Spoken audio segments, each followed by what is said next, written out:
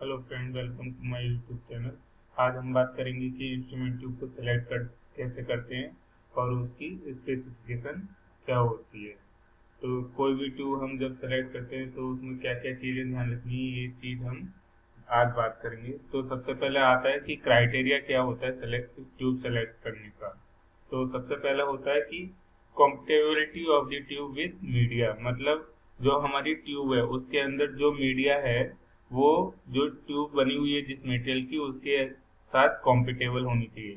ये नहीं होना चाहिए कि ट्यूब का जो मटेरियल है और जो फ्लूइड का मटेरियल है वो एक दूसरे का अगेंस्ट करते हो या कोरोजन होता हो उन दोनों में आगे। जैसे क्लोरीन वाली जो हमारी सर्विसेज होती है उसमें हम एसएस की ट्यूब नहीं लगाते हैं क्योंकि वो कोरोडेट कर देती है। तो ये हमें सबसे पहले ध्यान रखना है कि जो ट्यूब है उस वो कॉम्पिटेबल होनी चाहिए मीडिया के। तो अब हम देखते हैं कि इसमें कौन से में कौन सी ट्यूब लगाते हैं। जैसे ट्यूबिंग मटेरियल में बताऊंगा, जनरल एप्लीकेशन उसकी क्या है और उसमें कितने टेम्परेचर तक हम लगा सकते हैं। तो सबसे पहले बात आएगी हमारी एसएस ट्यूब की। जो एसएस ट्यूब होती है 316 304 एसएस की, वो हम हाई प्रेशर में लगा सकते हैं, हाई टेम्परेचर में लगा सकते हैं और जनरली इनको हम कोरोसिव मीडिया में लगाते हैं। और जो हमारी इसका टेम्परेचर है वो -255 डिग्री सेल्सियस से 605 डिग्री सेल्सियस होता है। अब दूसरा होता है हमारा सीएस, मतलब कार्बन स्टील। कार्बन स्टील ही मैक्सिमम जगह हम यूज करते हैं। कार्बन स्टील में क्या होती है कि वो हम हाई प्रेशर में भी यूज कर सकते हैं, हाई टेम्परेचर में ऑयल जो है उसमें यूज कर सकते हैं, एयर में यूज कर सकते हैं और सम स्पेशल केमिकल में यूज कर सकते हैं। तो हमारी जो इंस्ट्रूमेंट ट्यूब होती है उनमें मैक्सिमम सब में एयर ही होती है, इसलिए हम इसमें सीएस का यूज करते हैं। तो जितने भी हमारे कंट्रोल वाल्व वगैरह हैं उन सब में हम यही ट्यूब का यूज करते हैं। तो और इसका जो रिकमेंडेड टेम्परेचर होता है वो -20 डिग्री सेल्सियस से लेके 425 डिग्री सेल्सियस तक होता है। अब तीसरी आती है कॉपर। कॉपर हम कहाँ यूज करते हैं? लो टेम्परेचर में यूज करते हैं, लो प्रेशर में यूज करते हैं, वाटर वाली लाइन में या ऑयल वाली लाइन में। ये हम -40 से 400 फ़ारेनहाइट तक यूज कर सकते हैं। ये हम जनरली वहाँ पे यूज करते हैं जहाँ हमें स्टीम ट्रेसिंग का यूज करना होता है।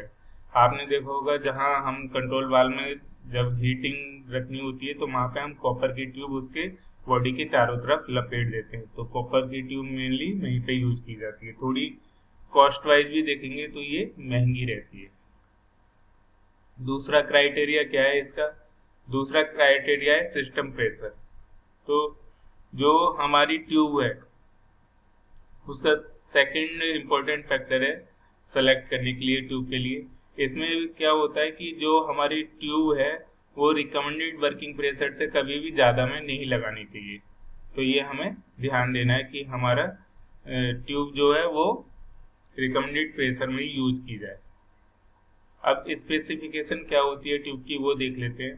अगर आपको ट्यूब ऑर्डर करनी है तो आपको क्या क्या स्पेसिफिकेशन वेंडर को बतानी पड़ेंगी या आपको क्या क्या पता होनी चाहिए।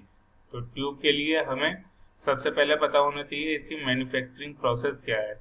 तो जो हम इंस्ट्रूमेंट में यूज करते हैं उसकी है सीमलेस मैन्युफैक्चरिंग प्रोसेस।